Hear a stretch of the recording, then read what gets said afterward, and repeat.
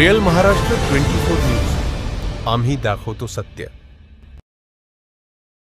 जनता पार्टीच्या कार्यकर्त्यांनी हा स्नेह मेळावा ठेवला होता आणि प्रत्येक ठिकाणी कुठेही गेले, ग्रामीण भागातही गेले तरी जेव्हापासून पालकमंत्री झाले मग तेव्हापासून आरोग्य मेळावा असेल, जनता दरबार असेल, अधिकाऱ्यांना सोबत घेऊन जाऊन त्या ठिकाणच्या लोकांच्या अडचणी सोडवण्यासाठीचा मी कार्यक्रम ठेवत असते आणि त्याच संदर्भाने आज या ठिकाणी भारतीय जनता पार्टीच्या कार्यकर्त्यांचा सह मेळावा होता आणि आता आम्ही जनता दरबारकडे जातो। भाजपाच्या पाठिंब्यावर आमदार रत्नाकर गुट्टे निवडून आले आणि स्थानिक स्वराज्य संस्थेच्या संदर्भात त्यांनी स्वतंत्र घोषणा केली। या संदर्भात तुम्ही काय सांगाल? त्यांनी भाजपाच्या नेमकं काय?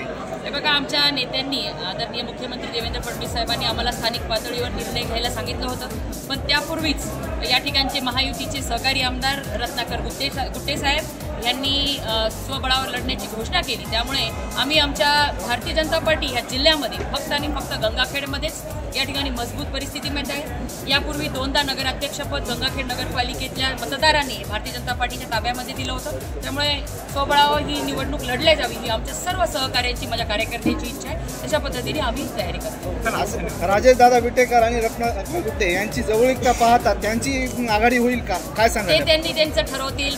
मी भारतीय जनता पार्टीची कार्यकर्ती म्हणून या ठिकाणी माझ्या भारतीय जनता पार्टीच्या कार्यकर्त्याला, माझ्या सहकार्याला सक्षमपणे येणाऱ्या निवडणुकीमध्ये निवडून आणणं ही माझी जबाबदारी। डॉक्टर संपदा मुंडे खून प्रकरणामध्ये नेमकी माहिती काय आहे? तुम्ही स्वतः आरोग्यमंत्री आहात, काय कारवाई झाली? मुख्यमंत्री देवेंद्र फडणवीस साहेबांनी सांगितले तशा सूचनातून सुद्धा त्यांनी पोलीस प्रशासनाला दिलेल्या, कुणालाही या प्रकरणामध्ये पाठीशी घातल्या जाणार नाही।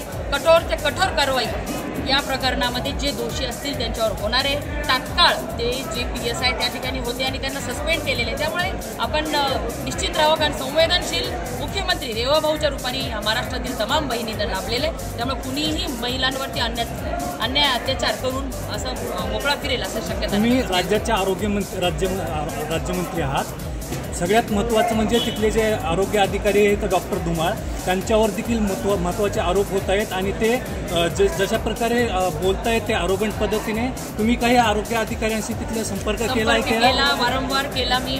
तिथल्या आमचे सिव्हिल सर्जन असतील, आमचे कलेक्टर असतील, पोलीस अधीक्षक असतील, सगळ्यांशी मी संपर्कात होते आणि ह्या डॉक्टरांनी ह्यापूर्वी कधी अशी कंप्लेंट केलेली नव्हती की मला ह्यांच्याकडून त्रास होतोय, परंतु अजून तपास चालू आहे। तपासा आणि जे कोणी असतील ह्याच्यामध्ये दोषी त्यांच्यावर कडक कारवाई होईल। कंप्लेंट केलेली आहे, 4 पाने अहवाल आहेत, त्यांनी चौकशी समिती समोर जो दिला आहे त्याच्यामध्ये डॉक्टर धुमाळांचं सरळ नाव आहे आणि ज्या अधिकाऱ्यांना रात्री, महिला अधिकाऱ्यांना रात्री 12-12 वाजता पोस्टमॉर्टमसाठी बोलवलं जायचं, त्याच अधिकाऱ्यांचा पोस्टमॉर्टम होण्यासाठी 12-12 तास लागतात। आरोग्य विभागाची काय परिस्थिती आहे, तुम्ही याच्याकडे कसं लक्ष देता? बघा, आरोग्य विभाग सगळा एकदम सक्षम आहे, अलर्टपणे पद्धतीने काम करत आहे। महिला या राज्यामध्ये नाही, देशामध्ये प्रत्येक ठिकाणी महिला जिथे जिथं कार्यरत आहे तिथं महिलांच्यासाठी चांगले धोरणं आहेत, चांगले कायदे आहेत आणि महिला सुरक्षित आहे।